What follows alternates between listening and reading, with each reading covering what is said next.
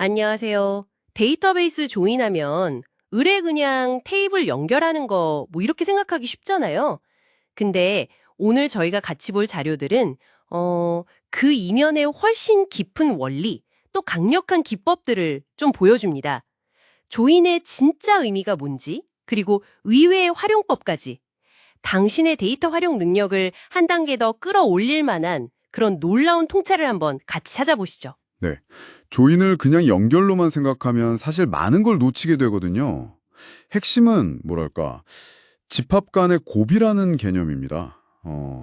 테이블의 모든 행이 다른 테이블에 조건 맞는 모든 행과 이렇게 짝을 이루는 거. 그걸 상상해 보시면 돼요. 이게 조인의 본질이고 여기서부터 뭐 성능 문제라던가 예상 못한 결과 같은 게 나오기도 하고요. 또 그 조인 조건이 꼭 등호, 이퀄만 있는 게 아니라 비트윈 같은 비동등 조인 활용법이나 데이터를 좀 영리하게 바꾸는 SQL 기법 같은 것도 오늘 같이 살펴볼 겁니다. 집합 간의 곱이라 그냥 행을 이렇게 옆으로 붙이는 게 아니라 가능한 모든 조합을 만드는 거군요. 그럼 첫 번째로 짚어볼 게 이 곱의 결과로 데이터 크기가 그럼 어떻게 되느냐 이거겠네요. 네, 바로 그겁니다. 이게 1대 M 관계든 M대 1 관계든 조인 결과의 행수는 결국 M쪽 집합 크기를 따라가요. M쪽 행들이 일쪽의 조건 맞는 행과 계속 짝지어지면서 뭐랄까 복제되는 셈이죠. 이 기본 원리를 모르면 쿼리가 왜 느린지, 왜 결과가 내가 생각한 거랑 다른지 이런 걸 파악하기가 좀 어렵습니다. 그리고 두 번째 포인트는 조인 조건이 꼭 이꼴일 필요는 없다는 거. 뭐 크다, 작다, 심지어 비트윈 같은 모든 비교 연산자가 더 가능합니다. 마침 비트윈 조인 얘기가 나왔는데 그 특정 시간 범위 안에 있는 상태 데이터를 찾는 제조 공정 분석 사례가 아주 흥미로웠어요. 트랜잭션이 딱 발생한 시점에 맞는 공정 상태를 찾아야 했던 거죠. 네, 맞아요. 그 브라운광 제조 공정 사례였는데요. 공정 포인트마다 5분 단위로 온도, 습도 같은 상태 정보가 시작일시랑 종료일시랑 같이 기록이 돼요. 근데 이제 제품이 특정 공정을 딱 통과한 그 발생일시에 정확히 어떤 상태였는지를 알아내야 했던 거죠. 여기서 이제 발생일시, 비트윈, 시작일시, 엔드 종료일시 이런 비동등 조인이 필요했던 겁니다. 그런데 이 조인이 엄청나게 느렸다고요. 처음에 뭐 다른 문제로 오해하셨다가 결국 원인은 인덱스 설계에 있었다고요. 구체적으로 어떤 문제였을까요? 네, 그게 인덱스가 시작일시 더하기 종료일시 순서였어요. 근데 조회는 주로 최근 데이터에 집중되잖아요. 옵티마이저는 비트윈 조건을 이제 시작일시 이퀄 발생일시 그리고 종료일시 이퀄 발생일시 이렇게 해석하는데요. 이 인덱스로는 최신 데이터를 찾으려고 해도 불필요하게 옛날 데이터부터 쭉 훑어야 했던 거죠. 비효율적인 거예요. 사실은 종료일시가 큰 값, 그러니까 최신 데이터부터 걸러내는 게 훨씬 효율적인데 말이죠. 그래서 인덱스 컬럼 순서를 종료일시 더하기 시작일시로 바꾸니까 성능이 확 좋아진 거군요.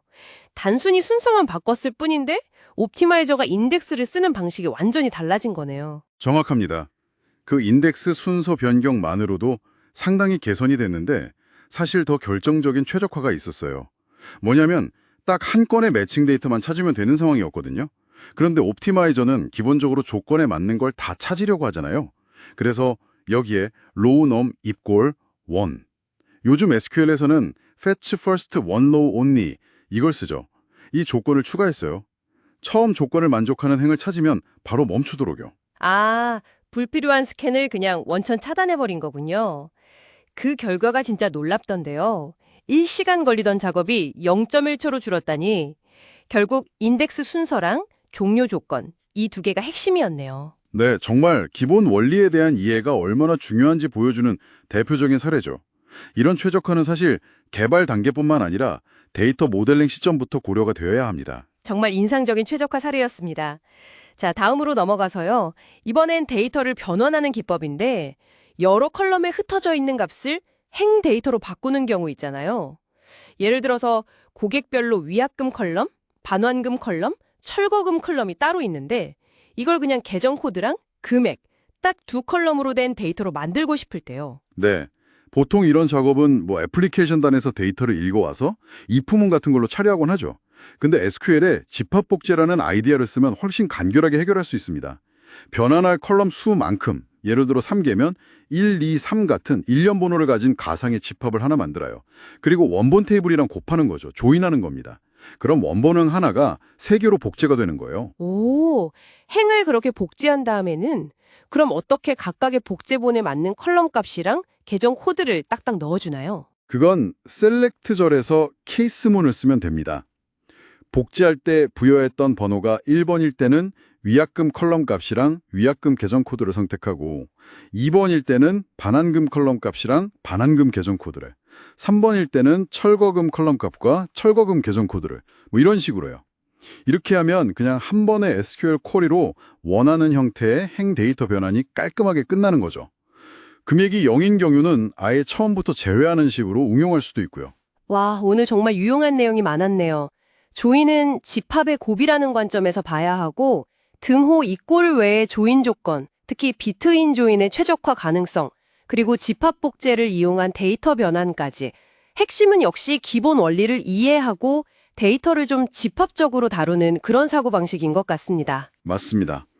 문제의 본질이랑 데이터 처리 원리를 알면 복잡해 보이는 요구사항도 훨씬 효율적이고 뭐랄까 좀 더 우아하게 해결할 수가 있어요. 겉으로 드러난 현상만 쫓기보다는 근본 원리를 파악하는 게 중요하죠. 자, 그럼 마지막으로 당신께 질문 하나 드려보고 싶습니다. 오늘 저희가 이야기 나눈 이런 데이터 처리의 기본 원리나 집합적 사고라는 것이 꼭 SQL이나 데이터베이스 영역에만 한정될까요? 혹시 당신이 일상에서 마주하는 다른 문제들이나 아니면 다른 업무 프로세스에도 이런 관점을 적용해 볼 여지는 없을지 한 번쯤 생각해 보시면 어떨까 싶습니다.